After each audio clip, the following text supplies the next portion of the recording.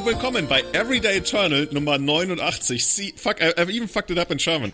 No, Matt, I can't do this. Matt begged me, like, on his knees, he begged me to do the intro in German, but I really can't do it because German is like for all the great things about the German language, we are really bad with numbers. We are not as bad as, for example, the Danish or like we don't even talk about the French, but English has it figured out when it comes to numbers. 4 Come on. Yeah. Great 4 times 20 plus 18. Like, what? French is so weird. Yeah. The people who were born after the year 1999, they probably like never heard about the horrors of saying your birthday in French when you have to like make all these calculations. They're just like, I don't know, it's probably like 2000 or something. I don't even speak French. So yeah, German fucks it up because we don't say 98, we say 8 and 90. Like, how hard is it to put together a system where you just properly count your numbers spelled out? Like, I don't even get it. Anyway, today's episode is brought to you by our two latest Patreons, Jake and Gary. Thank you so much for that. And I'm here tonight with my co-hosts, Callum from the UK and Mr. Matt from a specific island. Guys, how's it going? Can we please appreciate the technology that lets all of us congregate together during these how often has trying times been used in an email? Like, I don't know, in my business emails, I'm like, oh, I hope this email finds you well and everything is right during these trying times. Like, come on, fuck off. Let's just, like, talk like real people. Let's not talk like email people. I do have to do some emails like that when I'm introducing myself to a new company or client or whatever, but generally I cut that kind of talk off pretty fast. I'm just like, hey, this needs to be done, and that's it. Yeah, usually in the military, it's like, you shitbag. Comma. I want to stab your face with this needles. Needs to be done now, or this needs to be done yesterday. Sincerely, fuck you. Anyway.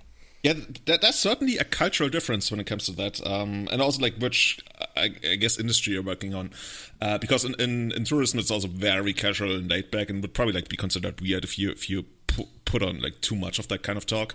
But for example, when I talk to my colleagues in Denmark or Sweden, I also feel like it would come across colder to some people, but it really isn't. It's just like the way they do it, and I like that. But yeah, I wonder if that also translates to how people communicate. And you might have heard of paper magic, that thing, if it ever comes back, you know. I don't understand what you mean. What's paper? Yeah, it's the thing. They apparently somebody created a game that's modeled after Magic Online. I don't know if it's going to be successful. I guess it'd be kind of cool because people might hold more attachment to real things. It might catch on. Yeah, and speaking of real attachment to things, Matt, have you already bought into NFTs, non-fungible tokens? That sounds ridiculous, so no. No, I have not. Julian's been so into this recently. What in the heck are you even talking about? Please, I'm going to laugh at you either way, so please tell me, and then I will laugh at you. You don't know what that is? You really don't know what that is? I have no idea. Okay, we probably shouldn't spend too much time on this because, yeah, that's not even a different episode. That's a different podcast. I feel like it's now you're going to explain it to like a 75-year-old man. Go. The guy who created Twitter recently sold his very first tweet for a couple $100,000. Why would you want to sell a tweet that occurred in the past? You can sell anything. I think that the thing that really made it popular is the NBA, because the NBA, they started selling the certificates that you own certain famous dunks or plays in the NBA. What? But that's, get the fuck out. That's like buying a star. That's such bullshit. See, that's the best way to think of it. That's like when you buy one of those, I'm a Scottish nobleman because I paid $500 to whatever organization sells these titles. Yeah, it's a really, really deep thing to understand, but at the core, it's about monetizing people's desire to brag. People want to own something, and they want to prove ownership. It's been a thing with, for example, I don't know if you've ever heard of rare Pepes, which it used to be a meme like Pepe the Frog, and then people started selling JPEGs of Pepe the Frog, which is like hilarious because you can just like, if somebody puts it for sale on eBay, then you can just like copy that JPEG, right? And then you have that image file. But the difference is with NFTs, there's a certain number of certificates that are traded, for example, through a blockchain, but technically you could do it any other way. And they say that you quote unquote own this. And the most important thing is you don't own the media rights or anything to it. You literally only own that thing. In the sake of name. Yeah, in the sake of name. That's it. Yeah. But I mean, as long as people, like, it's basically like fiat currency. As long as people buy into that, you can trade that, and people have been paying insane amount of money for that. And Oh my god. I feel the same. It's a good way to money launder, though. You can send people loads of money for a little certificate. Easy. And then you resell that certificate and you've nicely washed your money. Not that anyone listening to this podcast would ever do that. No one would do that. No. I just want to say I'm all for any kind of technology that lets people with too much money part with their money and give it to people who might have better use for it than spending it on NBA dunks and tweets and stuff. So yeah, that's something that happened recently. This is frustrating. So, state of the world. Yeah. What have you guys been up to lately, Matt? What have you been doing? Honestly, not a ton. Just working, just drilling and filling and sticking needles in arms and sticking needles in mouths, and it's been good. You like needles, I get it. I could probably cut this for you to sound like a heroin or the addict or something.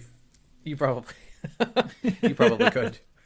But no, honestly, I've been buying German Time Spiral remastered staples. I can tell you. We will talk about that in a moment. But that's what I've been up to. Julian, what about yourself? I've actually been working out a lot lately. I decided I kind of want to lose weight again. And yeah, I've just been since you can't really go to a gym or something, I just heavily cut back on what I'm eating. Like, nothing special. Like, and prison workouts in your bedroom. Not in my bedroom, but in my living room. But it's kind of prison-y workouty with like weights and stuff. But that's really just to feel good about myself. More in the sense of like, hey, I feel super exhausted. When I feel exhausted, I feel good. But I've lost something like 5 kilos. 6 kilograms in the first 10 days. That's good. So that's been working really well. For me, it's like insane. Like, I can go down insanely quickly and I can go up insanely quickly. I hope we'll keep it going down. Nice. Are you The real question is, are you flossing every night before bed, Julian? No, I'm flossing every day after. No, that's also a bad answer. I'm just fucking not flossing, okay? Bad answer. Isn't that a scam? Big floss coming at us? Matt, you're gonna wake up and Matt's like under your bed with a floss and a needle, just like, which one do you choose, Julian? That actually is the choice. I used to date a dentist, and she's been going on about flossing too. But I mean, I even bought the equipment for it. A piece of floss thing.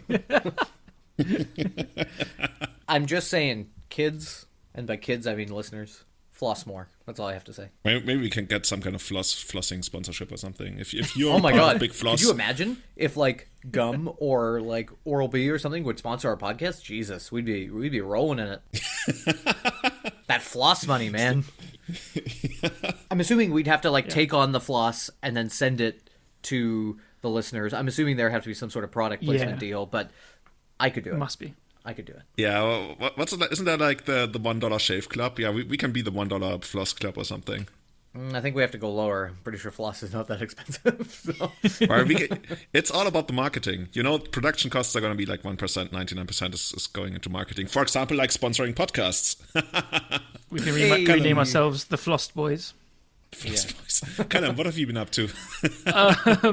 I've been actually like... So we're quite lucky over here in England. The vaccine rollout's going very well, and we actually have a roadmap to kind of start opening up pretty soon, like in the next couple of months, which is looking quite positive. So, off the back of that, I am just getting incredibly excited for Paper Legacy again. So much so that a few months ago, I started selling some pieces. I wanted to like downsize quite significantly. And I sold some things I regretted. And so, classic me, I started to buy lots of it back. And at higher prices. Some of them, yes. Some of them, no. And some of it I just needed to like trim down anyway. So it's not too bad. But I've been like just buying a load of paper cards again and building complete decks. Like I am on a massive painter kick right now. I'm just like it's always been a deck I've loved, and now I've just thought I wanted a deck for our like we have Weekly Legacy in London, and I don't want to play like a try-hard deck. It's kind of a bit boring, and I can play that online anyway.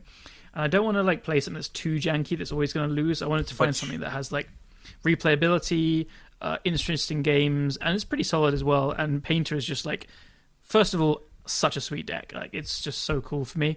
And two, it ticks all the boxes. Like there's so many ways to build it as well. So, and griefing your opponents is always great. Oh, great value. I I played 3 leagues this morning. I've played like 7 leagues over the last 2 days. And this morning I got like someone to go turn 1 Ayavugan, turn 2 Eldrazi Temple after I played the turn 1 Painter. And they tap it and add the 2 Eldrazi mana to their mana pool. And then untap it, then tap it. And yeah, if that's the griefing, I want to grief all day, every day.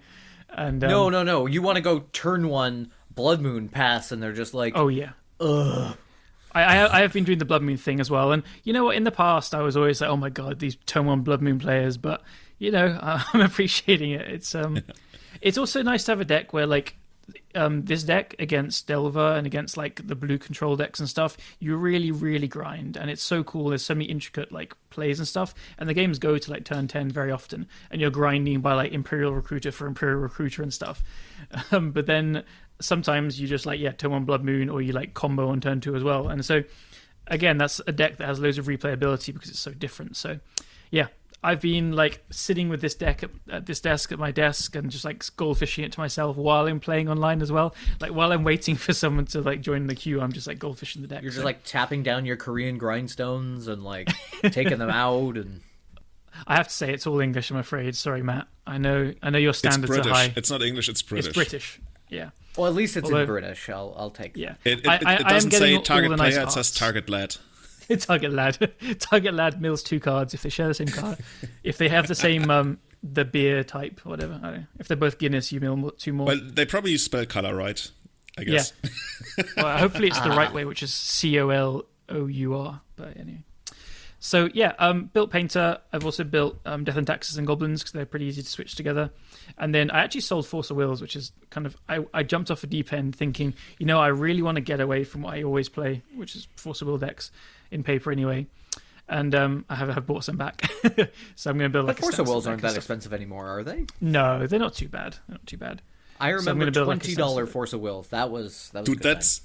That's exactly the price. That was the high end of Legacy. $20 Force of Will, $20 Underground Sea, and then that was basically where Legacy ended. And then you had Mode at $35, but nobody played Mode. And then technically you had Imperial Recruiter and Ravages of War at $125, but nobody played those either. Yeah, and Strategic Planning, which also nobody played.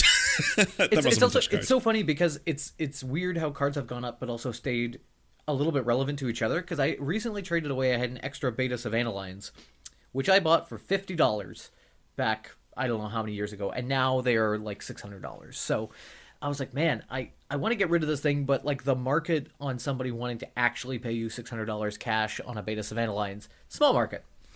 But I found a friend of mine in the States was like, oh, I'm building at least a partial beta set, and I'd be interested to trade. And so I ended up trading it for like an In the Eye of Chaos plus Sylvan Library, Legend Sylvan Library, plus a bunch of other stuff. And I'm like, man, back in the day, if I traded a $50 Beta Savannah Lions, those other, like, Sylvan Library would have been $20, and In the Eye of Chaos, I remember paying like $25. So, like, it actually worked out to be equivalent, just like 10 times the price in the future.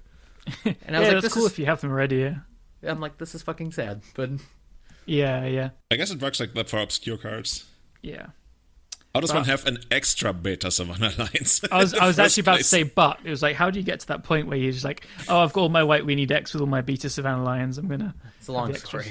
Yeah, that was actually one of the best things that came from that whole Lurus era when we got Mox Amber.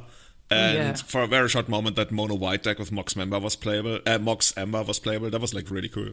Yeah, that player, Marco, Italian guy, who is like MM17, I think, on Twitter and Twitch and stuff. He's been like, he's a fantastic brewer. If anyone's like looking out for more people to kind of follow and look into and stuff. I think it's just MM_17 on Twitter. And he's been playing like a really cool kind of blue-red Delver deck, so with the usual suspects, but he's been playing like straight-up counterspells and Bone Crusher Giants and Brazen Borrowers. And I want to play Bone Crusher Giants so bad. Oh, that card is very good. I think like I want to play like Red-Green Plug. That's what I want to play, and just grief people with like Clothas and Bone Crusher Giant and Blood Moon. Oh, sign me the fuck up. You also get all the spirit guides. Doesn't that deck actually have a name in Modern? Because that deck used to exist in Modern. It's on the tip of my tongue. It's called Ponza, but it's evolved because they used to play. It's like a kind of Arbor Elf Utopia Sprawl deck, but it's evolved from playing all the Blood Moons and Pillages and Stone Rains, and now it's just like it's gotten so many good threats that it's just a beatdown deck with some like it changes between Blood Moon and whatever. Like it doesn't always play them in the main deck. I just want to. I feel like I want to play maybe some hasty dragons and shit. Like yeah, like I want to play before you'd probably play what's the Glory Blood Moon? Bringer. What's the Blood Moon deck? Oh shit. Dragon Stompy? Dragon Stompy, yeah. Like I feel like I want to Are you have okay, Dragon... Matt? I it's been a long time. Okay, come on. I feel like I want to play Dragon Stompy, but it's like I also want to play Sylvan Libraries, and then it opens a whole new world. And like Clothis seems like a good card. Anyway, I want to mix those together and then that could work definitely. And play. It's funny you mentioned Marco, because I feel there's a lot of innovation coming out of Italy these days. But since like the streams are usually all Italian and the content is also usually rather Italian, doesn't always make it to like the international stage. Because I think True Hero has also been rather innovative. Is that how you say it? in pioneering a Delverless blue-black shadow, right? I think if I recall correctly, he doesn't play Delver, which is weird considering everybody else does, right? The deck has almost always played Delver, but there's definitely been variants without it. Obviously, before Delver was printed, but I know in my group, like when Death Shadow was kind of on the fringes and before it got like very popular after the Legacy PT, the Team PT. Before that, I know that there were some players I knew without playing Delver because they just said, it opens you up to Pyroblast and it just makes you weak to like the Lightning Bolts when you can just actually just play 5/5s plus and stuff. So in theory, it makes sense. Now they have the Whale, which opens yourself up to the exact same removal I just said, but it is more of a late game threat and it plays so well with discard spells that's fine. So. Yeah, I mean, I think people need to explore it more. People are always defaulting to the Delver Shadow lists, but True Hero just keeps winning with it, so yeah. Dude, I hate the Whale so much. I hate it so fucking much. You saw my Twitter screenshot where I have 4 fucking abrupt decays, and the Whale keeps hitting at me. Whale. I hate it so fucking much. Well, it's the fixed Arcanist, so your reaction is the same reaction you'd have to Arcanist, but you can't decay it, obviously. But it's fair. It comes down turn 3 or 4, and you need the graveyard and stuff. And it doesn't just keep going. You need to choose the spells already. Like right before the challenge where I faced the Whale again, I literally was thinking maybe I should cut like 1 or even 2 of these abrupt decays and play Assassin's Trophy just because of Whale. And I mean also the splash damage that you get against Dark Depth decks and stuff. And eventually I ended up playing Meekstone, but the problem with Meekstone is these blue-black decks, they now have Brazen Burrower, and they can just like bounce the Meekstone and still kill you, and that's just not cutting it, even though overall I think Meekstone still deserves a spot if you want to hit on these kind of diver decks, but it's tough, man. It's tough. Yeah, very much so. Speaking of awesome stuff, Timesperm Remastered has been released, and I think you guys already got a ton of stuff, right? Matt, since you're sending everything through me to Canada or Pacific Island, I may have ordered all the good things and none of the bad things. So and then some extra. Yeah, you ordered all the good things and some extra. So and Tangible Virtue times 8. Vanquish's Banner. Yep. No. Some slivers. I ordered Knights. I ordered some slivers. I ordered Abrupt Decays. I ordered Pride Mages. I ordered True Name Nemesis, which is coming. Chalice of the Void, which is coming. I ordered Thought Seizes. I ordered Ponders. I ordered all the good shit. See, I've got 2 boxes which I've opened already.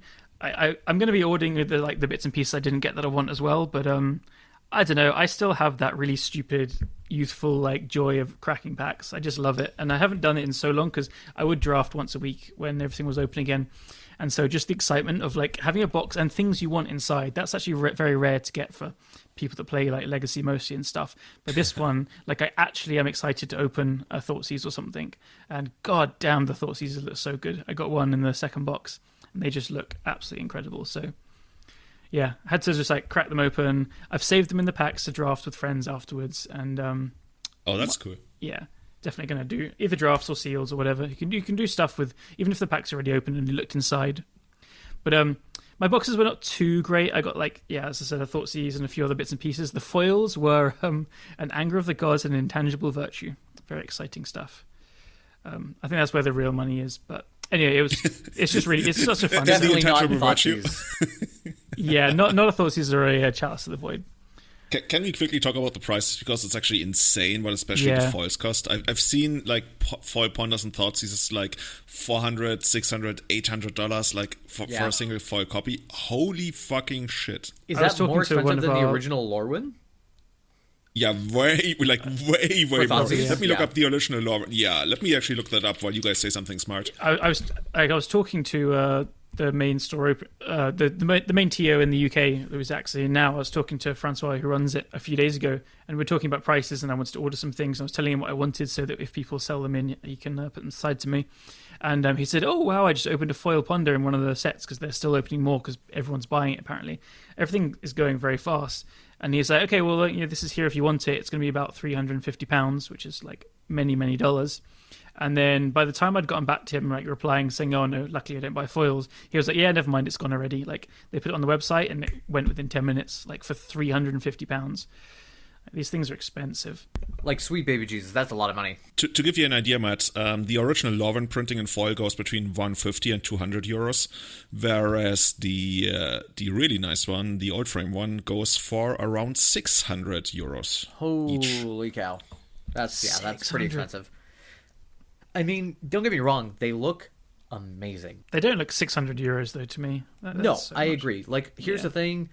Like, I have my Russian Lorwyn copies, and now I have German Time Spiral remastered. Like, I think I'm good. Like, I think at this point I'm done. I've got 8 Thoughtseize. They're all the good printing. I think I'm good.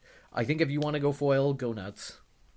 Yeah. I mean, there's clearly a market for this stuff. I mean, although the supply is quite small, this is why the supply, I think, is a lot lower than what people expected. So that's why we're seeing like this big rush for the prices to go up and stuff. But the fact that like things are selling at this price, it means there is a market. Like this is the first kind of product Wizards have put out where it has such a high premium from the get-go. And there are people with that kind of money and they just want that collectible thing. And as long as it's going to stay that price, which seems pretty likely, it's not really a bad investment if you have the money spare. So it's kind of interesting that Wizards could set this barrier so high. But I guess it remains to be seen whether there's really going to be a market, because I think right now people are buying and holding on to it. And then when it comes to selling, right, then, I mean, there's probably going to be a ton of people who will want those. But it's actually crazy. I just opened Card Market. Thankfully, it's running again. And one of the stores has 281 booster boxes. Just like one store, Magic Barcelona. Holy shit, what are those guys doing? How much money is that? Yeah. Well, at $300-ish a piece now, they've gone up quite a bit. So I guess the question is, are they going to be making more of it? I think that's the big driver of the price, right? And I personally think, here's how they could play it, right? They could either be doing a couple of things, right? They have a first printing, and they're kind of not giving us the details about the second printing. Or there definitely is no second printing, and they have released all supply that they have, and that's it. Or they have printed a bunch, and they've done a first wave, and they're holding back a second wave. I think that's the most likely. That's a very common thing they do. So I would be very surprised if they hadn't done that. But I think the second wave will still be small, and it'll be one small supply in total. So Mark Rosewood was actually asked about this on his blog, I guess, and he kind of gave somewhat of a cryptic answer, and people interpreted that to mean that they're not gonna make more of this one in the next year or two or something. But because he basically said, oh, it's always hard to find the sweet spot between printing enough and not overprinting, and because the original question was about that they printed way too few, and he kind of acknowledged that. But Gavin Verhey, who was basically the driving force behind getting these old frame printings, he already tweeted about that he's absolutely overwhelmed with the response they've gotten to this product. And he seems to be very, very, very much in favor of having something like that again in the future. Now, cool. We don't know whether that means we will get more Thoughtseizes or chalices, or whether they are going to be entirely other kinds of products. Because, of course, there's still stuff like, Green Sun Senate. Like, the very fact that they didn't print Green Sun Senate from the very first moment made me think, okay, they are already considering doing something like this again. Yeah. Because if you print this... And I'm not even talking about Legacy, where it's like a very key card. It's like Life from the Loam too. I mean, imagine they do the newer fetches. Like, they will just go crazy. People will go absolutely nuts for, like, the Scalding Tarns in Old Border. Holy crap. Especially the EDH crowd, right? That's why I've been thinking about Green Sun Senate, because that must be one of the most popular spells in EDH, like, ever. So I'm very positive that we're going to see more of the old frames. I don't know whether they're going to reprint those Thoughtseize and stuff, but they would be crazy not to, right? If I was working at Wizards, and that's free money. I would see that people pay like by then probably like 1,000 for a foil Thoughtseize, I would be like, dude, I want in on that. We're gonna reprint that shit. Maybe. Do you think they make more money by like just reprinting more of this stuff, or by not and building up the hype and selling more of the next one? I think that they can do both. I think the biggest way to make the most money is to do a large printing and hold back, because then you can leak supply out at the higher price. It's like selling on your way up in the stock market, right? You're like, well, this thing is going up and I could definitely dump everything at peak, or we see where the market goes and release a little bit and a little bit and a little bit and a little bit, and then you maximize where you're at.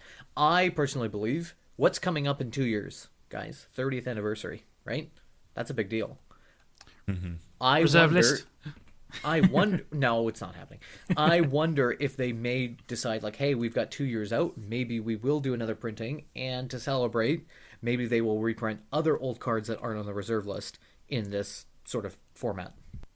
Yeah, could happen. Because like the last time shifted stuff, which actually, out of curiosity, I looked up the old time shifted stuff from the first time Spiral set. Wow, there were some stinkers. It was mostly stinkers. So this was like a complete overhaul of how it was done. Like, we were getting stuff like Leviathan, which is obviously a cool card, and like literal Squire was in the old time shifted stuff, and many. That was amazing. I had a full copy of that. Yeah, it's quite a difference to how they did this new one. So yeah, I agree with you guys. I think they're going to make a new set, and I think it's actually incredibly likely they'll do another like batch of this. But I'm not sure about reprinting this same one. So for me, I think I'm going to grab another couple of boxes and probably sit on them for a bit and see where it goes. A couple of boxes, dudes. I mean, in Europe, I only want to get like English or maybe German ones, and they are 200 right now.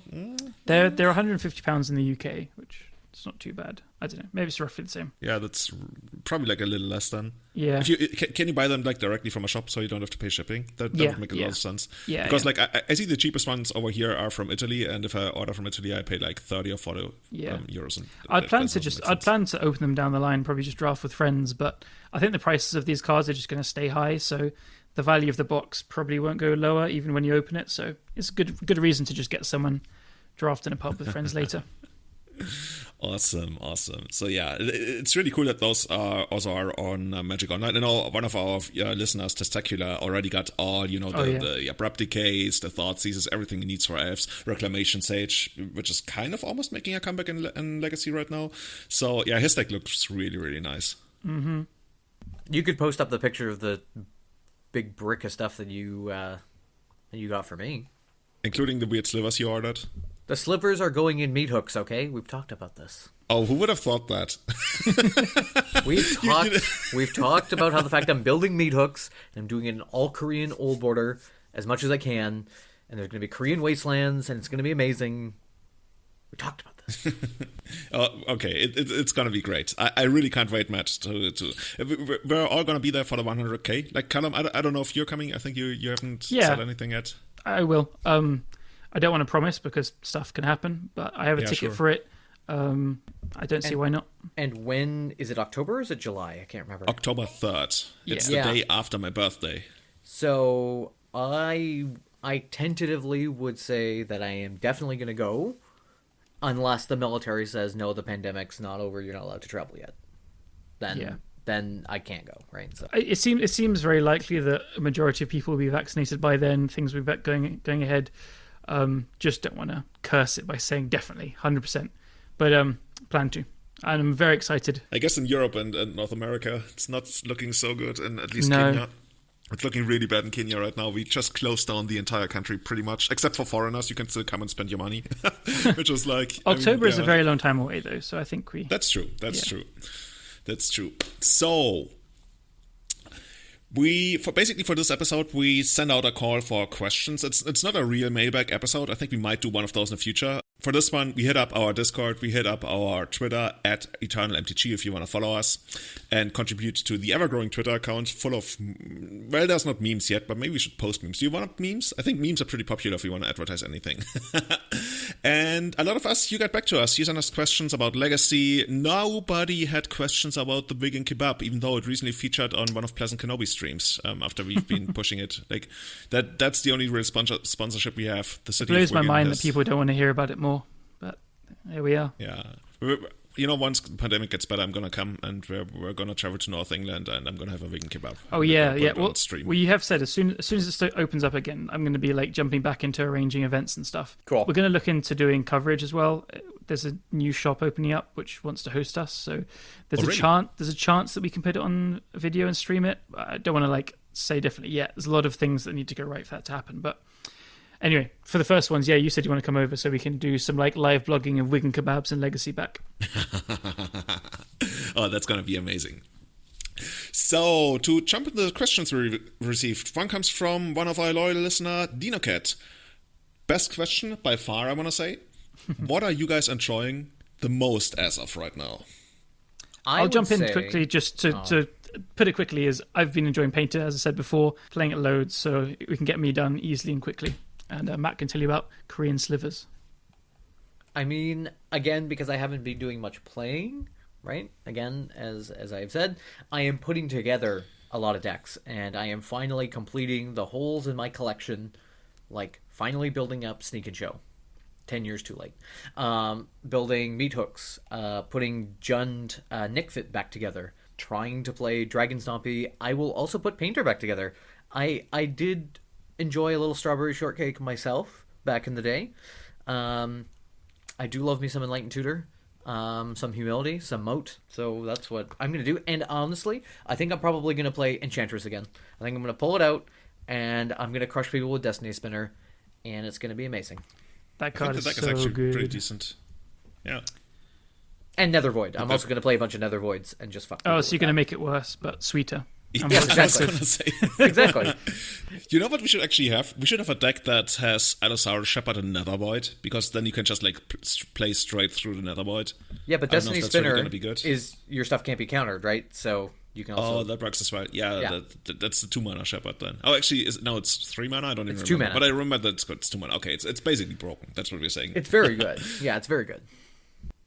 And for me, I've been enjoying Elves quite a lot. Been playing it in a couple of challenges and in the, what's it called, Showcase Challenge, which is basically the thing that qualifies you for an even bigger thing, and eventually you end up and you get the Nobel Prize or something. That it's really convoluted. But I got, drumroll, 9th place. It was a really big event, had something like 308 players. Really enjoyed myself. I think we played 10 rounds. I finished 8-2. Had a shot, didn't get there, but yeah, the deck felt really good. I only got ruffle stomped by Eldrazi in Texas because they're playing this flying Either Swung Canonist that makes, like, it doesn't even make sense. They play it in the main deck. I mean, that part makes sense, Really? but to me it's so good against me. What a fucker. And I mean, that happens. And then I lost a really close one to Rock Delver. And for the other matches, I think every other match I faced some kind of Delver or Delver-esque deck, like Shadow.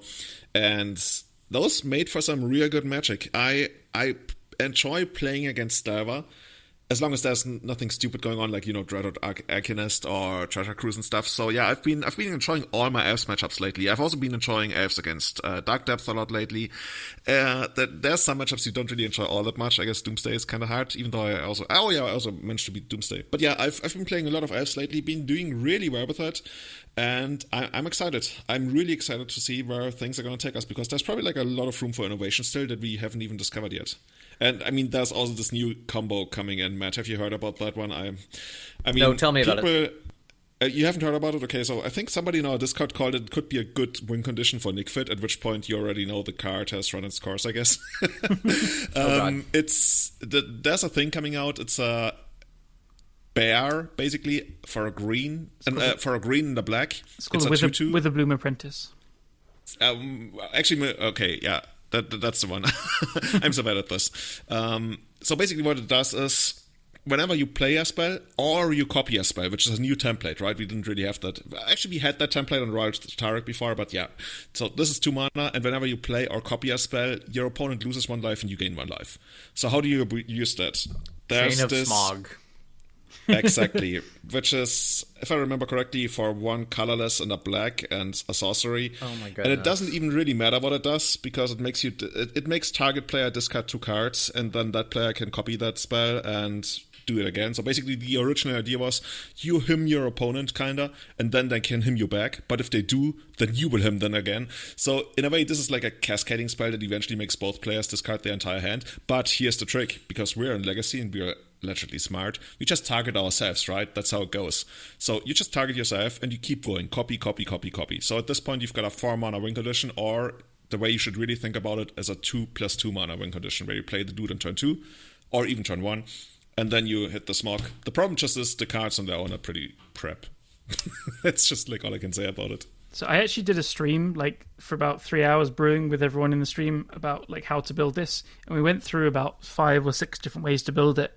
And the best looking ones were a Nick Fit one, or a like a kind of humans Imperial Recruiter kind of Eighth of Isle kind of deck, using Grand Abolisher to protect it and stuff, because the combo is really easy to disrupt, because you target yourself with a Chain of Smog, you discard 2 cards, you copy it, you do it again, discard 2 cards, and then by the 3rd time you've pretty much discarded your hand. And so your opponent can just let you discard your hand, then they lightning bolt it, or they copy the last chain of, or they counter the last Chain of Smog on the stack, whatever, then it ends. So it's incredibly easy to disrupt, and that's not enough to like kind of kick a combo out of contention straight away, because first of all, the 2 cards costing 2 mana each is pretty efficient. Like, that's not too bad. 4 mana on the whole to like combo is a bit pricey, but you can like, you know, play the creature first and then the Chain of Smog the turn after if you think that's how it's going to go.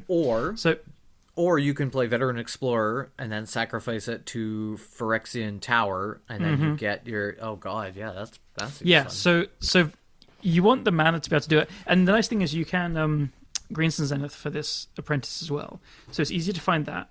But then the bottleneck often becomes, how do you find the Chain of Smog? So I also built it in kind of all-in, like Oops-esque kind of things, but then it's just hard to protect with counter magic. You can't really play Pact of Negation, and you can't play Force of Will or Daze, because you're going to be discarding your hand and they just remove it. And Veil of Summer doesn't really help protect the combo, because they can Lightning Bolt or Source of Plowshares through it still, and you're not like, you're only just helping through counter spells, but then they can still just let the Chain of Smog go and stuff. And so the interaction you have to like kind of use to force through the combo is going to be stuff like Thoughtseize or Duress and Cabal Therapy, or Defense Grid, or Grand Abolisher and Silence are probably some of the best options. And then when you're going into white, and then you need green and black for the thing, and then Teferi is also a good option as well. It's just a lot of colours, and we're looking at rainbow mana bases, and everything just seemed kind of not quite there. And then the Chain of Smog like was the most bottlenecky, because when you're using a Burning Wish to kind of find the Chain of Smog or Infernal Tutor, we actually worked out that Spoils of the Vault is probably the best tutor, because it can find either, and you're playing both as 4 of, so you know you shouldn't lose from alive too much. But then it becomes the bottleneck of how much mana, how good is a win con like this worth to be spending the mana to tutor for, and then still not guaranteed to win. So I don't know, my conclusion was the decks all looked a lot worse than I thought going into it. So there could be something there, but as it stands, you need like very proactive disruption, and it's just kind of hard to make it work after that. Yeah, I think the way I would sum it up, at least to me, you've obviously gone way deeper into this. To me, it feels like it's basically a worse version of Cephalid Breakfast. Because it, like you said, it requires a ton of different colors and lots of moving pieces. And it's interesting that you also went down the Etherwile and Grand Abolisher path, because that's also something that Cephalid Breakfast every once in a while does. So because when you go down that route, you can play one of the recruiters to search it up, but then you also get to play like Spellseekers, such as for the Chain of Smog. So there are a lot of good creatures that tutor and stuff to do that. The deck. I guess the upside is kind of that you don't really need to use the graveyard. Then again, Cephalid Breakfast also doesn't necessarily need to use the graveyard. I've actually been killed by it through a Leyline of the Void just yesterday, because they got their combo together, right? And they mill themselves, everything goes into exile. And then they just went Living Wish into Thassa's Oracle, and that was it. That's pretty sick. That's really sweet, yeah. Yeah. I was about to say, oh yeah, they obviously used the graveyard completely, but actually, no, not really. Yeah. So yeah, I think if we ever get something that's better than Chain of Smog, then this could be a thing, because a 2 mana 2/2 we can kind of make that work, especially if it threatens a kill at any moment, right? But Chain of Smog's just so horrible. Yeah, the other kind of interesting stuff was Xanthid Swarm is also another very good way to protect it. It's kind of awkward that you do need to wait a turn to play it, so it makes your combo quite slow, but it kind of plays well with if we were going the Nick Fit route, the options were like, it's another good thing you can just green some Zenith for, so you have the Zenith for disruption and the combo piece, and then it's a good creature to be able to sacrifice for Diabolic Intent to search for the missing piece after it's attacked, or to flashback a Cabal Therapy. That played very well. And then also if in Nick Fit with these sacrifice effects, you can play Arena Rector to get the new Onyx, which is the new Liliana, which has the same effect, which it basically tendrils whenever you cast or copy a spell. So you can Arena Rector for the second half of the combo as well. So I think this could be a kind of legit Nick Fit variant, but everything else was a bit weird. A new distinct Nick Fit archetype. I'm like, Breed. Yeah, combo Nick Fit. And then you just throw in like an Ugin Spirit Dragon in there because of course, yeah. The dream. Nick Fit could actually be a decent deck if it ever found like a proper like combo to threaten lethal at any point, because Nick Fit never really does. Yeah, Siege Rhino plus Recurring Nightmare. Good to go. Basically twin. Basically twin. It's the legacy version of twin, right? Even though we have literal twin in legacy. Wasn't there actually like a deck? Wasn't there like, I'm pretty sure there was a deck that played Splinter Twin on Siege Rhino. I'm almost positive that somebody did that in Legacy. Yeah, I'm so sure I've seen that. I'm pretty sure we gentlemen's agreement not to do that. Of course. The handshake. There's just there's a nod that we do. It's like why people didn't play Mystical Tutor back in the day. Awesome. Such For horseshit. something more serious, we got another question from our friend Jeff White, Pokemoki. And he's asking, how do you feel about the state of Esper midrange? Either off one mind or other variants? It feels underrepresented in the meta, even though on paper the cards line up well with what the format has been doing. And I'm going to pass it on straight to Callum, who's actually been putting that thing on the map lately. Yeah, I quickly probably like dropped it again, because that's just how you do it, right? Yeah, I did, but not because it's bad. I just played other things. I totally agree with Jeff. Is that what you told it while you put it down? It's not you, it's me. It's what I do to every deck. I'm sorry. It's not you, I promise. And they never believe me because, I don't know. Then people are like, why are you not playing with it anymore? It seemed so nice. And you're like, yeah, but I need a change. Yeah, that's exactly it. Like I have had multiple people message me even in the last week or two about the deck, and I do just keep saying like I'm not playing it because it's bad. It's really sweet as well. It's really fun, and it is quite powerful. And again, I didn't have a big sample size, but in that sample size, it won quite a lot. So I think it's obviously quite good. And in some recent episodes, I did like kind of lay out why I think the Esper colors are very good right now. And so Jeff's question, how do I feel about it and why is it underrepresented? I completely agree. I don't really understand, because I do stand by why I think the Esper colors are strong. I don't have an answer for why it's underrepresented, apart from me not playing it and then like other people not playing it. And it's just a cascading thing, right? Especially the online metagame, people are just playing what they think is good and what's winning. And so if people aren't playing something, it doesn't necessarily mean it's bad at its core. Like it's usually a good guess, but like if someone's not playing Esper, it's because it hasn't been putting up other results, and then it's just going to continue to not put up results because people are not going to be copying from it. So I will say though, Shuan, who is Lynch Alice, has been playing a deck he's been calling the Queen's Gambit. Excellent name.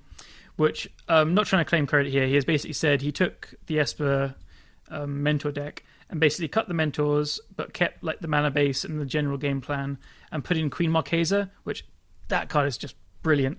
And he's been doing very well with it. And I think watching his streams, he streams a lot with it. The deck is super powerful, and it has the same strength as the Esper mentor deck, using the Esper colors to like power through stuff. And he's been saying he's been letting Sylvan Library resolve and just grinding through it. And the Esper colors, just I stand by it. Like I said, I think they are really strong in the format, and they should be like explored more. And I think his deck will start to put up more results as well. It top 8'd, I think, the last 2 challenges. So oh wow, get ready for Queen Marquesa. Yeah, I already know that Queen Marquesa is probably going to arrive at my house anytime soon once Matt gets back on card market. Yeah, I already have one. Don't worry. Do you guys feel a certain way about Esper? Like when you play against it, do you think it's a scary color combination, or? It feels a little sluggish, but that's also, I think I play decks that like it when my opponent's pretty sluggish, because it's quite weak to elves, I will say. So maybe you have a distorted view. Yeah, I'm much more scared of, for example, Grixis.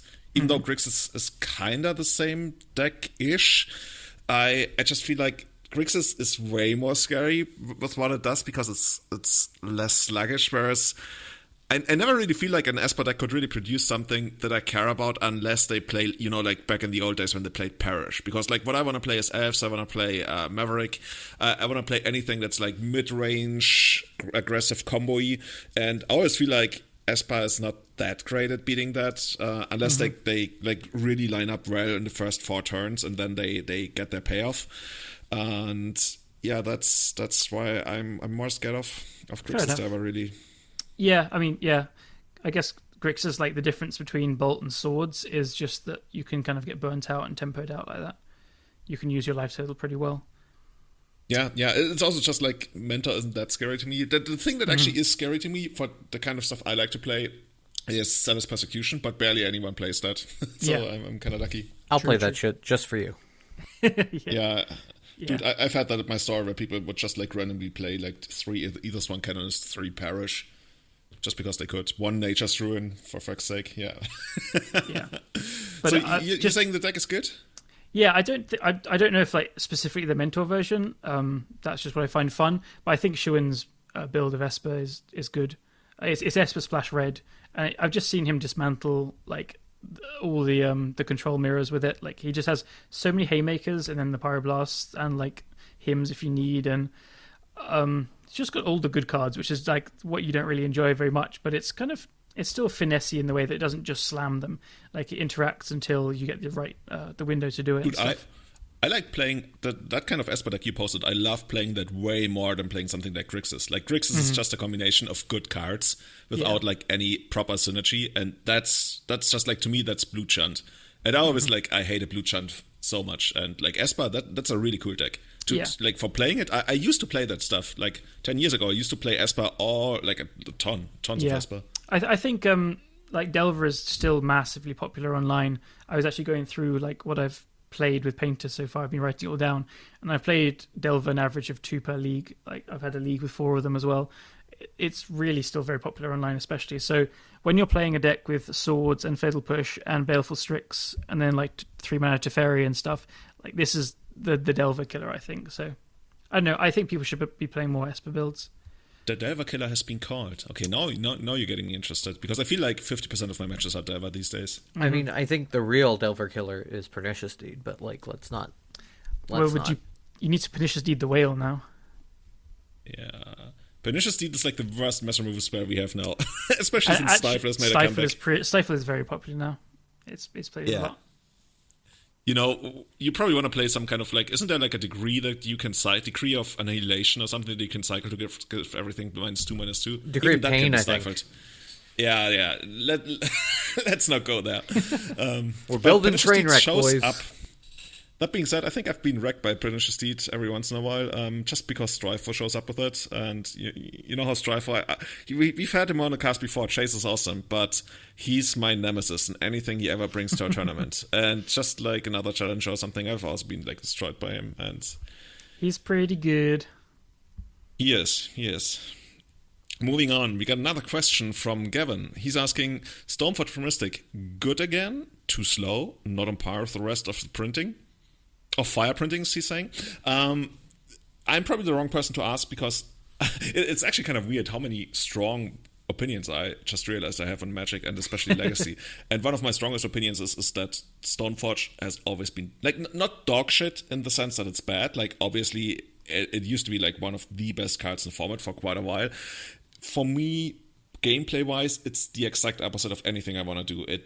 Whenever you're, like, you gotta imagine, it's turn 2, your opponent taps that. Like, first of all, they have a dual land and they have a fetch land. And you always hope, okay, maybe they're not going to crack the fetch land right away, because if they do, that immediately means they're going to play something for 2, which means they're probably going to do something proactive, because nobody does play setup spells for 2 mana. So you immediately see them crack the fetch and you're like, oh, something proactive is coming down. Damn, I can't breathe. And then they play Stoneforge and you're like, ding, ding, ding, ding, ding. And that's just how bad I feel from the other side when I have to play Stoneforge on turn 2. And if I don't want to play my 2-drop on turn 2, I just hate my 2-drop then. I'll push back a bit. I think the card is fine. It's not fantastic. It hasn't aged great, but it's not aged as badly as people think, in my opinion. If you're the opinion that's always been kind of bad, then yeah, it's gotten a little bit worse. But I don't know. I think it's fine right now. It's kind of awkward that a lot of the Delver decks play Tarmogoyf or Gurmag Angler, because they do outgrow the Battle Skull. I think it's fine. It's still very good in Death and Taxes, obviously.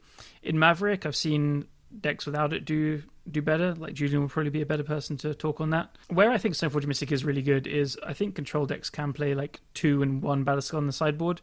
It's a nice plan to have. If you're building your control deck to be going above other control decks, but you feel like you're lacking a bit versus aggro or something. It's a nice little package to add in, which I've done at times. That sounds like Yeah. like Marcus Ewald from 2014. It's Actually, before he totally changed his Marcus name. thing. Yeah, it's totally a Marcus thing. It's from him. Yeah.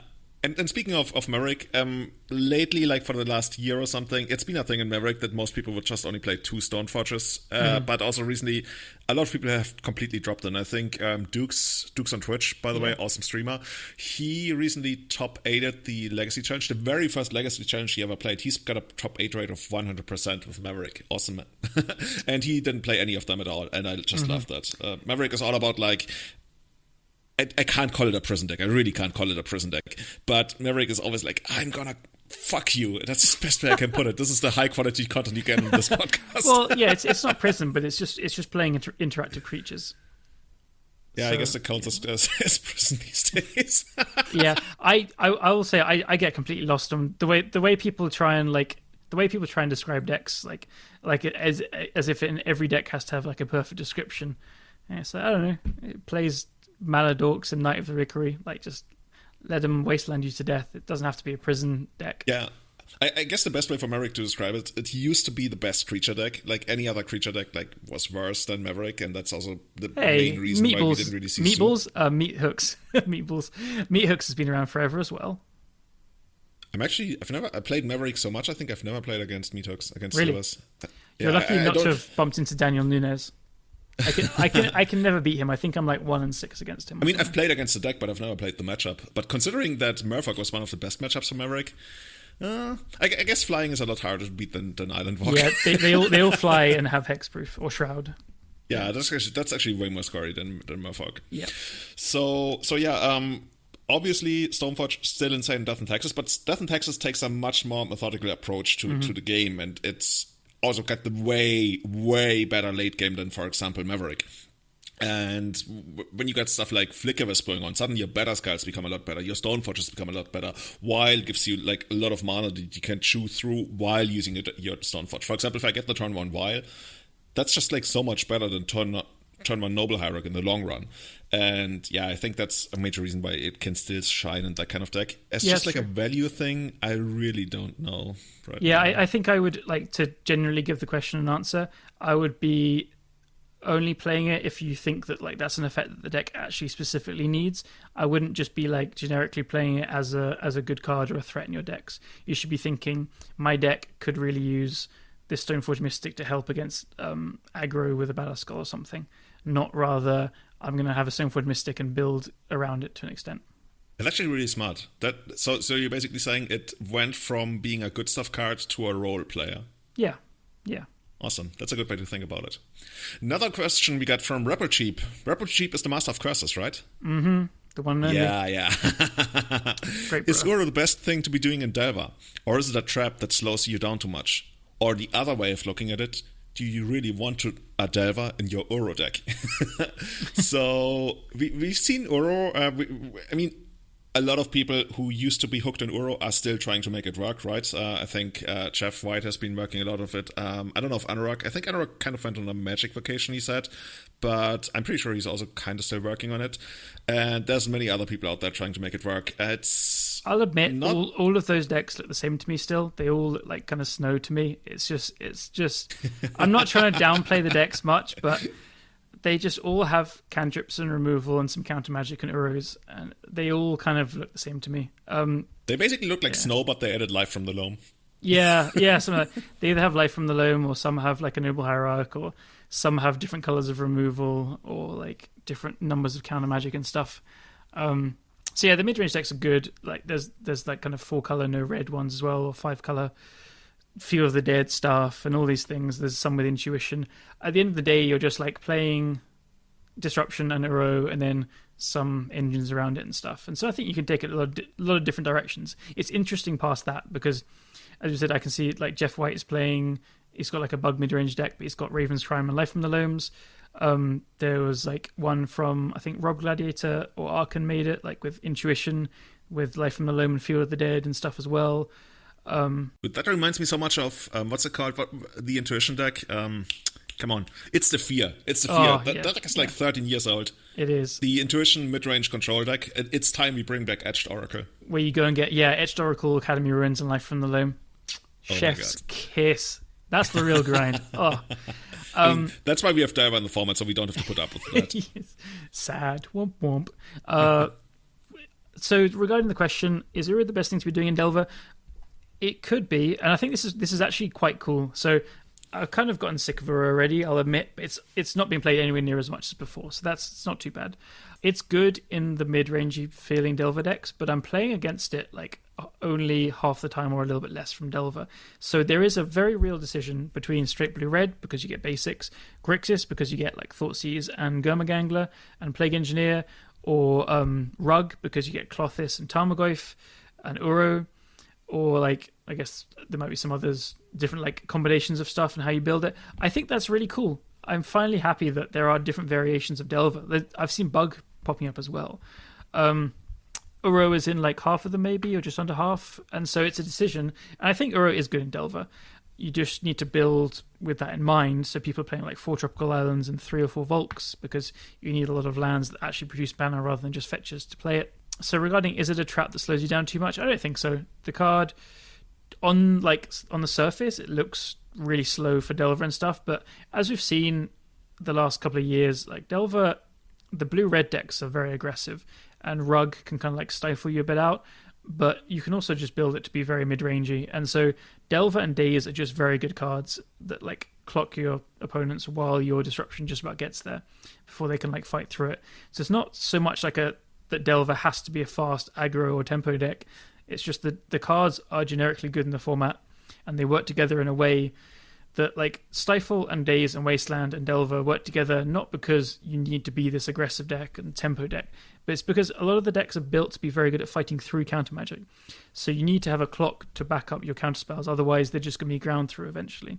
So it's just a shell that works, and so slowing you down isn't so much a problem if it's giving you the cards and more resources to fight that further. So it's just a mid-range deck.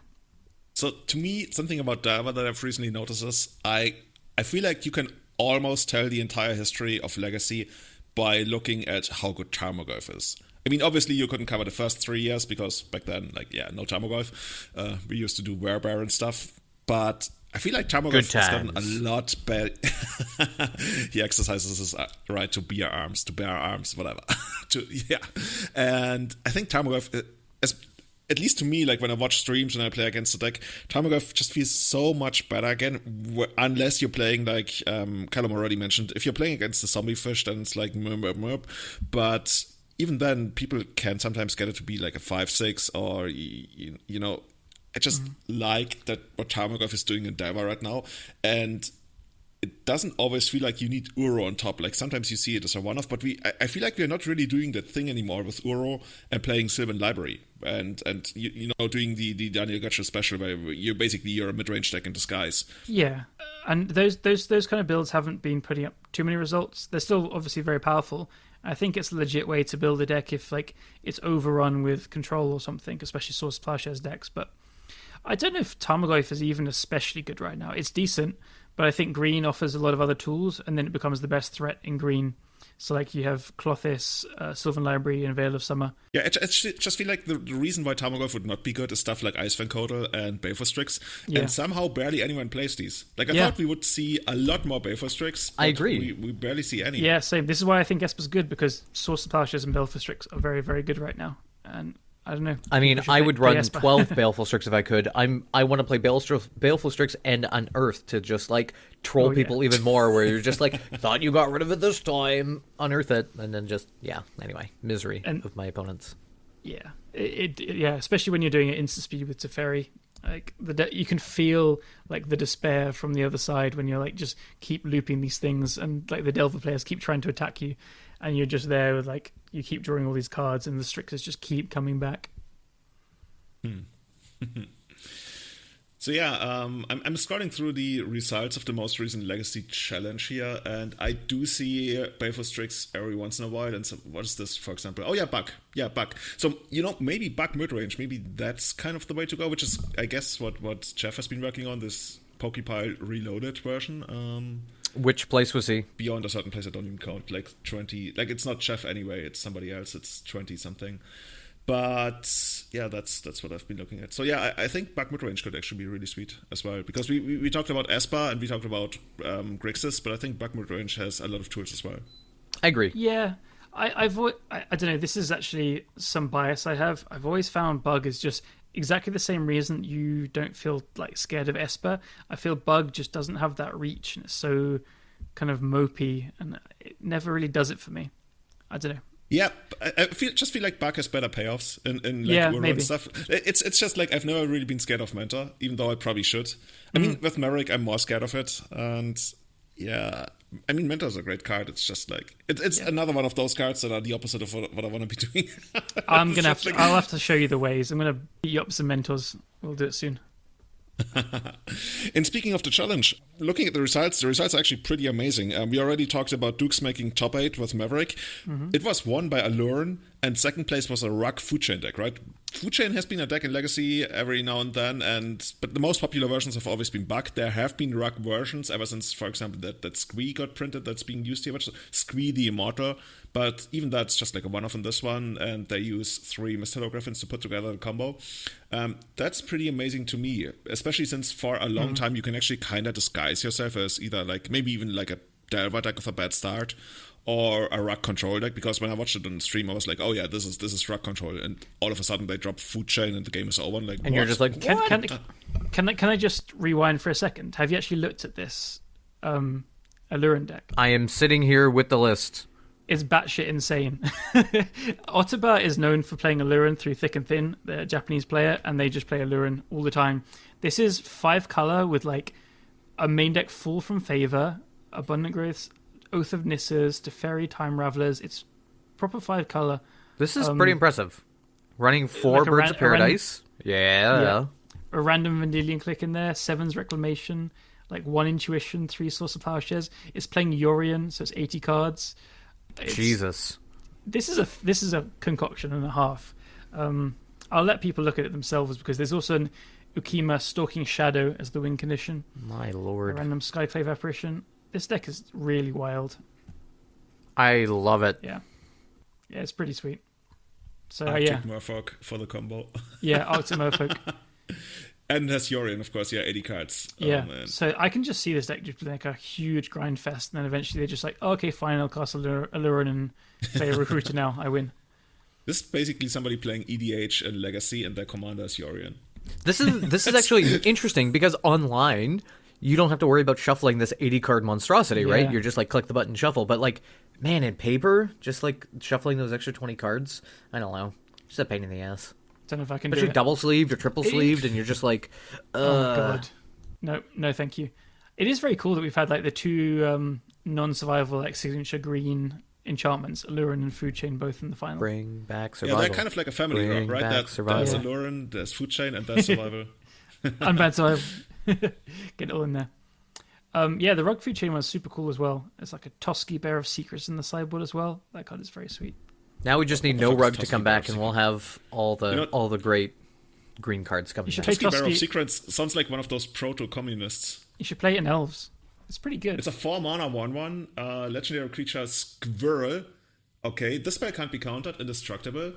Toski attacks each turn if able. Okay, all of that's bad. Whenever a creature you control deals combat damage to a player, draw a card. Dude, we already had Edric for that. Yeah, but this is like you don't need to play blue for it, and it's indestructible, and it can't be countered if you draw it. It's pretty cool. I'm not convinced. Right, what does it actually do in the deck? Is it just like there to randomly make all your random stuff better? It's just there. It's taking. I've just noticed in the main deck has a 3 ponder. It's just there to make people question things. Like, I think it has to be a troll. Like, it's a squirrel troll, right? But maybe. Or if it's like, all these terrible cards, I need them to attack. At least they'll draw me a card. Okay, I gotta give it to them. It can't be Abrupt Decay. So if you bring it in against a Bug deck, how are they ever gonna get rid of it? Yeah, exactly. I mean, it's indestructible anyway. Diabolic Edict? Yes. I don't know. Dude, Matt, you're living in another time, man. They can't use the cast Liliana of the Void. Liliana of the Void, yeah. There's also 7 Birds of Paradise in the final. Pretty crazy. Ooh. Cool.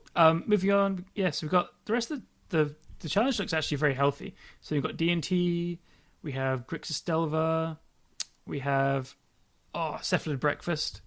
So I think there was like a few people on Cephalid Breakfast. Yeah, this deck is so cool.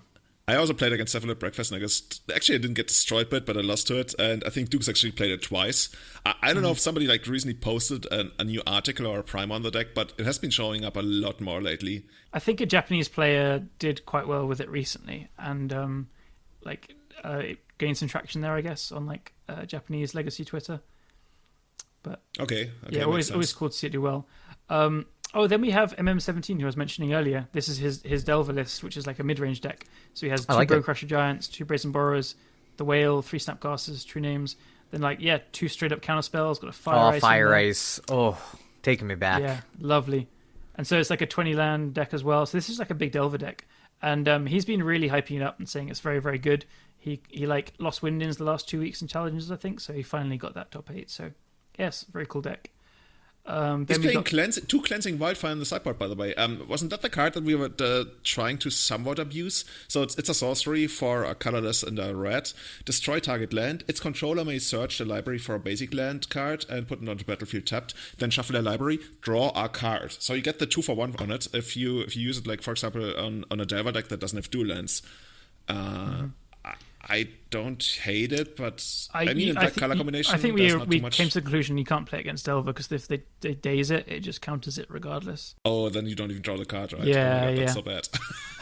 But I guess he's doing it for like the control decks, or if lands or cloud posts and that kind of stuff is popular, depths or whatever potentially. It seems okay.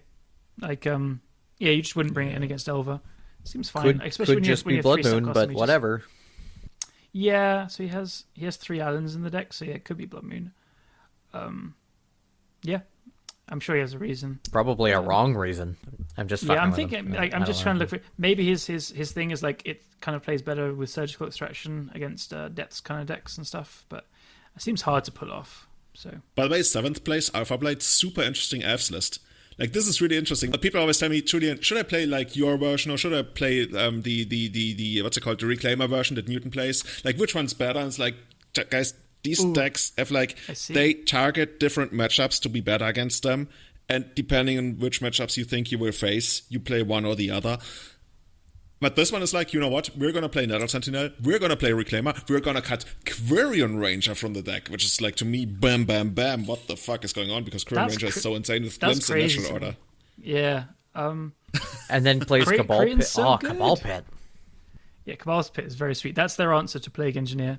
Like, when they have the Reclaimer in play, they just go and find it. Which is pretty sweet.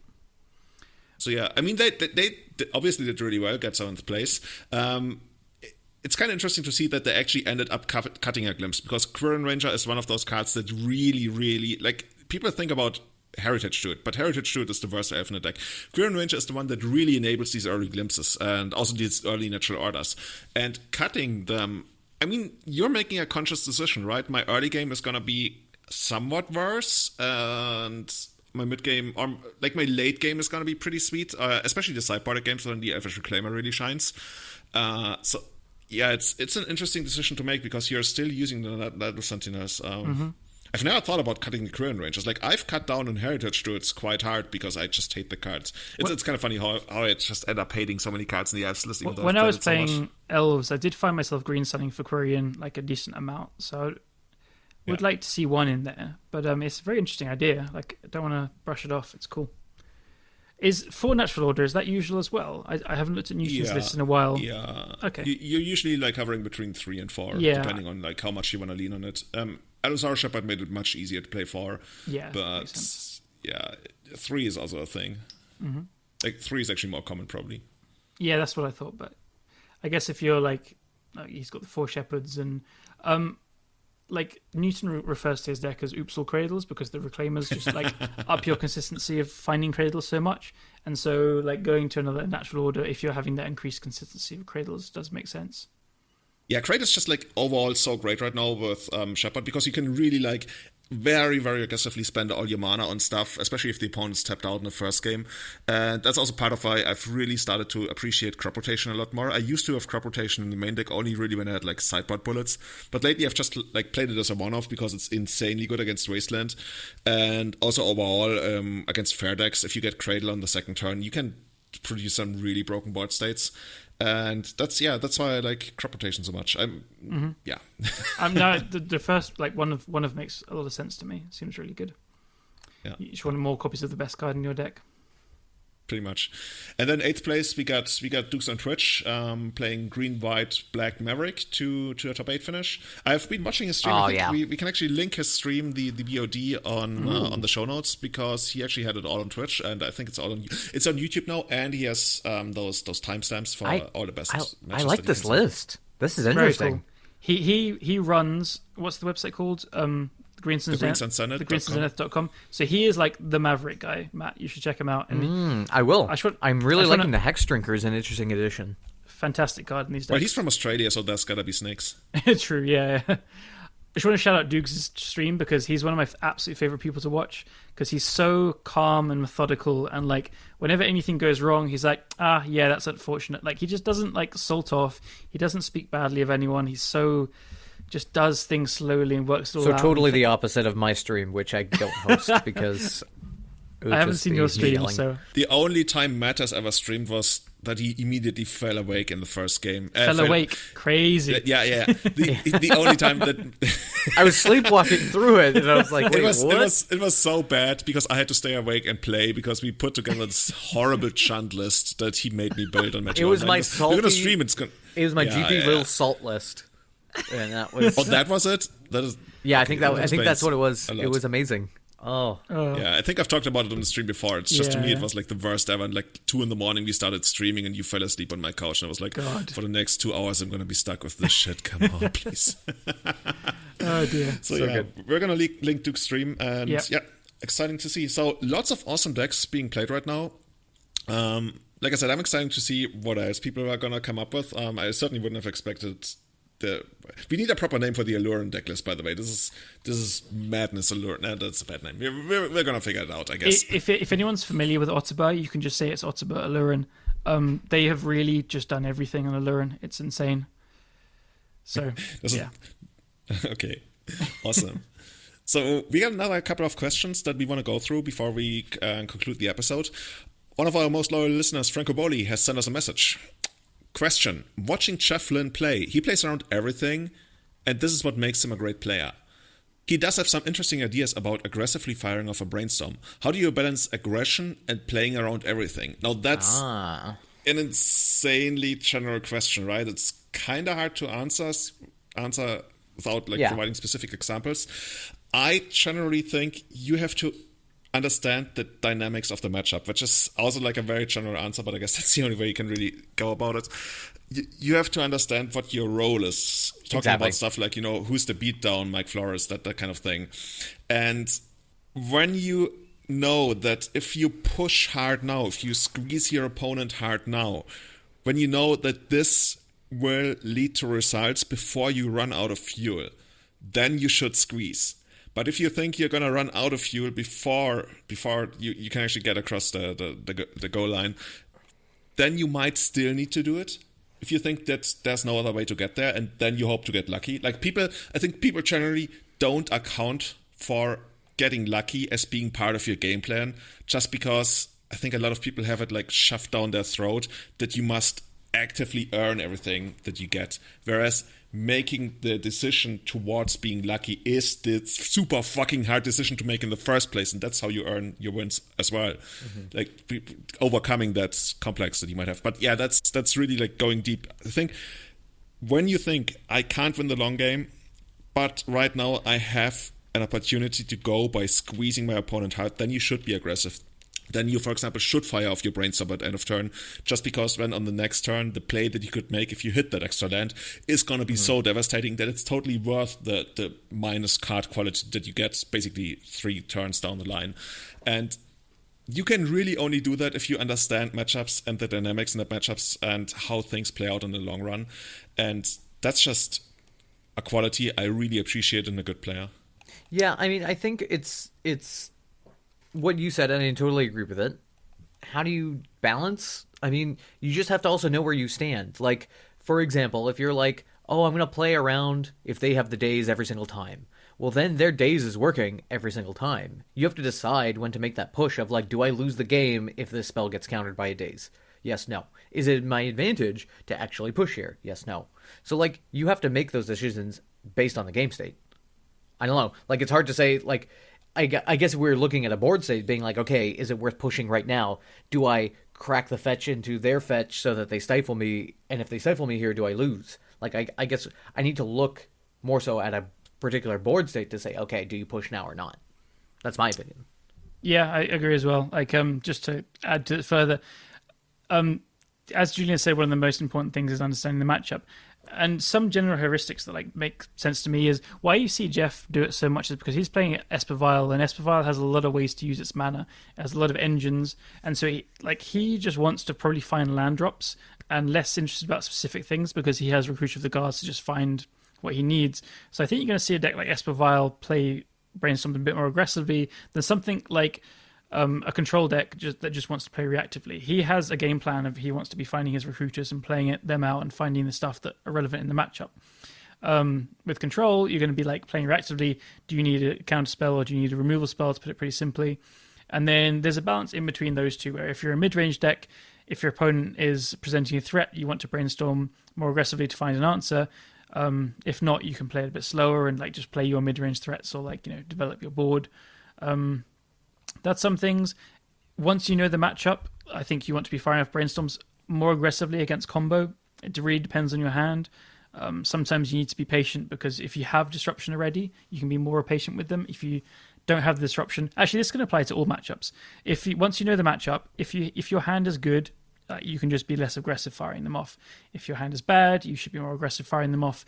Potentially only to the extent of playing Turn 1 Brainstorms if you have like multiple cantrips in hand, it's a fast combo deck.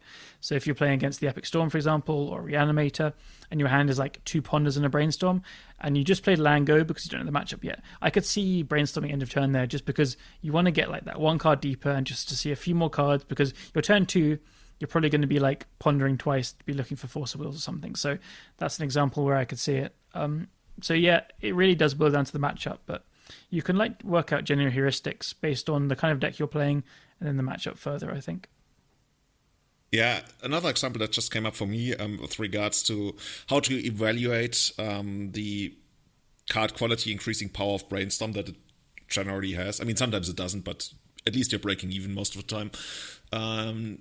Is, for example, your Dark Depth opponent casts Dark Confident against you.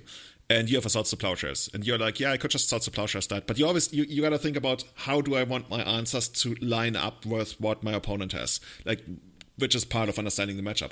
And obviously, you want to Abrupt Decay your opponent's Dark Confident. And you want to Swords to Plowshares their token later on. That's basically how you want to be doing it. And at that point, you have to make a decision. Okay, do I aggressively brainstorm to rather find the Abrupt Decay so I can keep my Swords to Plowshares?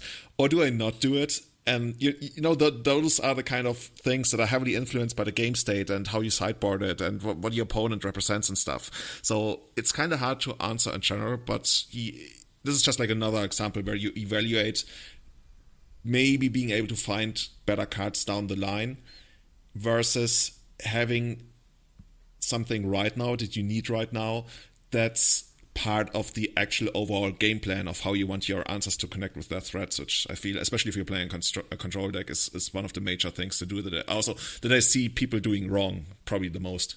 Yeah, it's like the more, I mean, to put it very simply, like the more threats your opponent's throwing at you or the more threat of a combo killing you, the faster you should be playing it, because if you find interaction but before you've played the Brainstorm and then you had mana at some point in that game but then lost with the Brainstorm in hand, you've probably used it wrong. Like if you had a chance to play turn 1 Brainstorm at the end of your opponent's first turn or something, and then turn 2 you played a counterspell, and then turn 3 you died or something.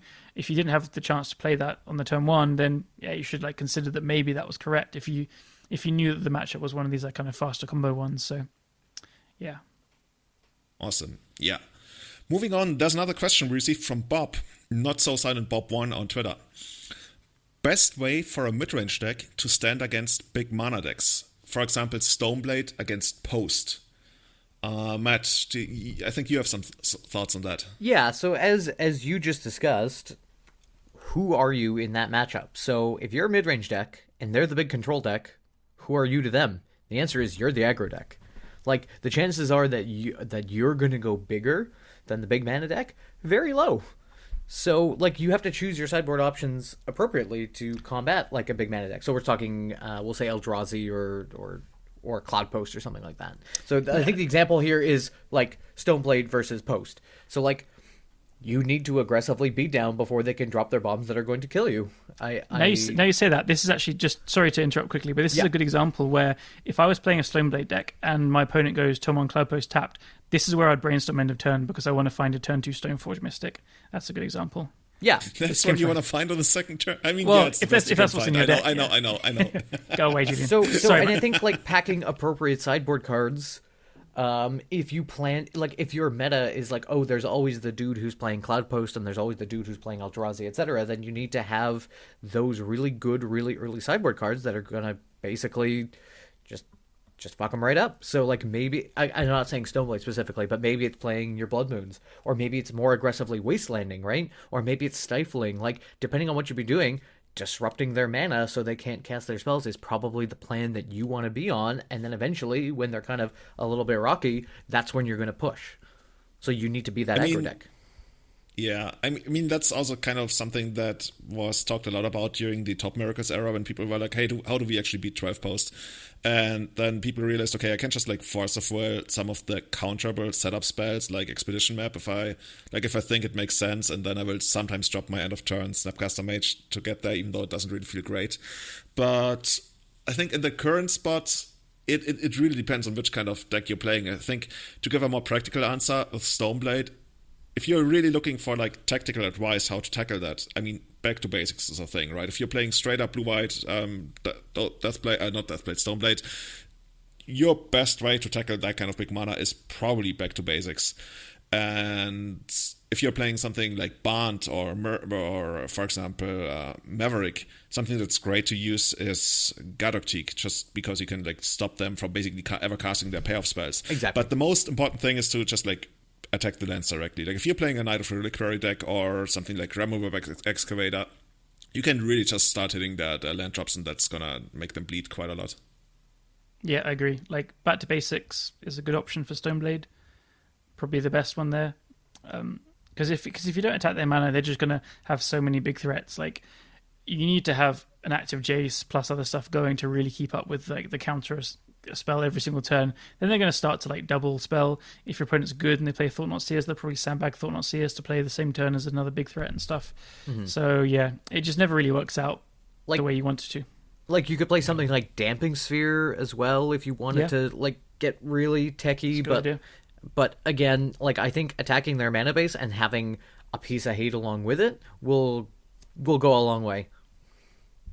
Yeah, and I also think it's very important, like really, really important, that at some point you realize it's not worth it to maybe fight those decks, unless you know you're playing your local FNMs and you know you're going to play against them like every other tournament or something. Because if I was to play a big tournament tomorrow, I wouldn't waste a single thought on big mana post decks. Like I would completely ignore them. That's like my approach to Legacy has always been when I play in big tournaments. I want to have an aggressive approach, so I can somewhat ignore the decks that I'm not ready for by just also being super threatening and like maybe killing them on the third turn. And for something like the top 5 or 6 decks in the format, I want to have sideboard cards against those, and I want to be decent against those. And that's how I want to go into each tournament, and 12 Post is never really part of that. I think that's a great plan. And even as the resident Nickfit player, like, I know that I'm usually the control deck. But like allegedly, but realistically, like, am I going, because there are so few of that deck? Like, I know that it is very difficult for me to be a beatdown deck to switch to that role, right? So if I can't be the beatdown deck against the big mana deck and I just lose all the time, well, you know what? Like Julian said, unless there's a dude in my group who is actively playing that deck, I'm not going to waste sideboard slots on it, because I've probably got to actually slant my sideboard more towards combo to actually try and win those matchups, because I expect to see those a little bit more often than the person playing some sort of Eldrazi pile. Yeah, makes sense. So we have one last question from the Eternally Surprised. How do you feel about ninjas in the current metagame? It is bugged on Magic Online since November, which might lead to it being underrepresented there. In comparison, in the Magic, what's it called, the Paper League tournaments, it is the deck that has the most top 8 finishes here post-ban. I know it's way less competitive meta there than the challenges, but there's not much other data anyway. So I think we actually talked about this, right, with a couple of friends and some chats. Yeah, recently. I think Ninjas is good. It's a very solid deck. It's finally getting some respect it deserves. Like after a while, I don't know. It doesn't feel like kind of like. I don't know if it'll take Delver's Throne or anything like that. Removal is a bit better versus it because you do rely on some synergies. I did play a League or two a month or something ago, and God, that Retrofitted Foundry is so good in the deck. I was amazed by how good it is, but it's not good in like any other deck, which is interesting, but it's just good because you have Ornithopter and Changeling Outcast. So I think maybe it is underrated online. I do run into it a fair bit. It does put up results as well in challenges, as we've seen, so I wouldn't be surprised that if it is kind of underplayed for how strong it is. It's probably beats up on combo more than fair. I can see it kind of struggling a bit more against all the removal. Like Delver often has ways of kind of beating removal the best it can by either playing like Young Pyromancer where spot removal can be bad to like Gomag Anglers where spot removal is good and stuff like that. Whereas Ninjas, it's kind of good against Abrupt Decay because you have the 4-mana one and like the Foundry does grind out removal. But other than that, like you are relying on these single the Eureka and the other ninja that draws cards to kind of get through. So you do rely on a lot more synergy. So if you're playing in a very fair metagame with a lot of Source of Plowshares and stuff, I can see it kind of struggling there. But how do you feel? It's kind of funny how it's actually, when we talked about it, I only really fully realized that how good it is against Abrupt Decay, because when the thing is coming at you and they have the Retrofitter Foundry and you're holding Abrupt Decay, you're like, what do I do? Do I Abrupt Decay the Retrofitter Foundry when they still get either their 4/4 or they even connect with their ninja if they want to? Like, both is really bad for us. If I don't do anything and I wait for them to ninjutsu, I can't Abrupt Decay anything because like everything's 4 mana and it's so bad. The Eureka is 3 mana, but the other one is 4. Yeah, the ones that usually happen, the 4 mana. The one that usually happens when you have Abrupt Decay. And if you try to like Abrupt Decay the creature, that's the most aggressive thing, then they get the 4/4 and you just like you trade it down on everything. It's just so bad. So I think if they, especially against bug decks, it's probably like pretty decent, right? Mm-hmm. Whereas if you're playing against a lot of Pyroblast is nasty as well. Yeah. It's kind of funny that the 4/4 is still good enough to survive a lightning bolt. So the deck is just annoying to play against. Because it is. Yeah. It makes you make choices you don't want to make, which is the hallmark of a great deck. But it's just hard to call a deck with Ornithopter a great deck. But it's good, and it's probably better than people give it credit for. Yeah. I think it really is, yeah. Yeah, I think that the Ninja plan actually is not that great because the deck ends up drawing into a lot of other cards that are not that great on their own as well. So when I lose to the deck, I usually lose to the deck making a bunch of 4/4s early on and killing me with that. The Ninja plan, it's kind of meh to me. Like the only cards you really care about the Ninja plans end up drawing more. It's bad versus elves because it's hard to get the ninjas through like after the first time. Once you get like the ninjas going against like combo, you're just drawing into more and more disruption. It's just like absolutely brutal. So does it run that much disruption? I always felt like it's rather low on that, which is basically why I don't like the ninja plan too much. Maybe. I always felt like the deck would want to play like 4 Force of Will, 3 Force of Negation, and then that many? Okay, that would be totally different. I haven't looked at like stock lists. The one I played recently ish had that, and then like Cyborg Thought Users. I have to go and check. Yeah. Yeah, I guess against combo. Yeah, like this deck against combo is if you play that many. While blue counter spells, I guess that could be good. Overall, I think the deck is decent, and I also think the bug doesn't really matter too much. Like, nobody is gonna be like, "Oh, I'm not gonna play the deck because the bug is stopping me from that." The bug is basically right if you play a Brainstorm or a Ponder and you don't shuffle on the Ponder, and then you have Eureka. I think the first trigger the first one is correct, and then after that, the deck is basically randomized. Which is basically almost an upside, right? You kind of get like a free shuffle out of the brainstorm. Yeah, you could see it like that, or you could see it like you get 2 Eureka triggers and you put like 2 Forcer wheels on top, so you want to take 10 damage. But it's quite a real bug. It's good to know about because people can then like, well, whenever you play it, just file for compensation because Magic Online needs to sort out their bugs, and if people keep claiming money back, then that will get them to fix it. But the bug is not bad enough that people won't play the deck. I'm pretty confident. Yeah. I don't even see it talked about all that much. I mean, there's bugs that have been around for like such a long time, especially like all the stuff involving Uro, like in Gaia Reach, Sanitary, and what are the other ones? There are like some pretty famous ones that are still Wall of Roots fixed. and Court of Calling has been that's bugged the one, for right? like That's the one that 8 years or something. God knows. Containment Priest Yorion. Yeah, we could have an entire episode just on bugs and Magic Online. Yeah. There's another one that's really big, and I just can't remember it.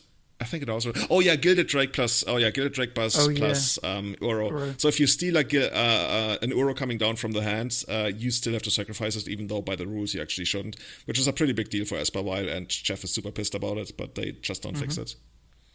Yeah. That's pretty much it for today. So thank you so much for sending all your questions in. If you want to help us out, we've actually received a lot of awesome reviews lately. I've got the service that actually sends me an email every time you submit a review, and I've gotten more emails than ever before. So thank you so much for that. If you want to consider supporting us, just do the same. Go ahead, leave us a review. Let us know how you like the cast on Apple Podcasts. Or if you want, you can also join the Patreon. You can find the Patreon on patreon.com/everydayeternal. And drumroll, we finally have the new logo established, and now I finally feel good about sending out all the t-shirts that I'm due. I'm so sorry that I haven't sent out t-shirts in like half a year at least, because I knew we were going to get this new logo, and I felt like, if I send out t-shirts now, and then we're going to get a new logo. But back then I assumed the logo is going to be like just a matter of weeks, maybe a month, but then it always, it doesn't always work out that way. But we finally got the new logo established, so in the next weeks or something, if you are eligible for a t-shirt, just check out Patreon again. And let me know your address, your size, and then we'll figure this out. I think I've got the address and size from most people, but yeah, it doesn't hurt to double check. So thank you so much for that.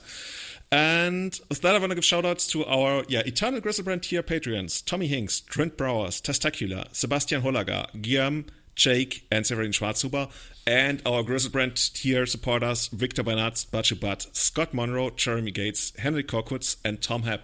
Your t-shirts are going to be in the mail soon. Callum, I'm also going to have some Everyday Eternal hoodies, shirts, whatever you want for us. Nice. I think that's going to be whatever really I want. Nice. Oh, don't promise me that. Yeah, you can also have a dress if you want to. I want an Everyday Eternal beer. I mean, yeah, whatever you want.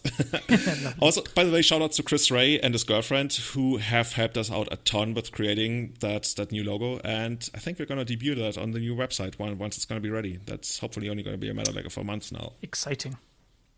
Awesome. Oh, so to kick it off, I got a picture for you today as well. I'm sure people want to be happy to hear. It's happening. Holy shit. You've been cured of your vampire-ness. Yeah. We could actually take a picture of you. We didn't need somebody to draw a picture of Callum. Yeah. So I'm no longer a tart being thrown in a bin or whatever it was. That I think that actually made its way to our Twitter profile. Oh, I'm God. pretty sure. Yeah. I changed the Twitter banner with our review from the New York Times. Easily the most competent and entertaining legacy podcast out there. Yeah, I don't know about that. Nice. I mean, but it's the New York Times, right? I would totally believe them, obviously. Thank you so much, and see you again next time. Goodbye, everyone. Bye.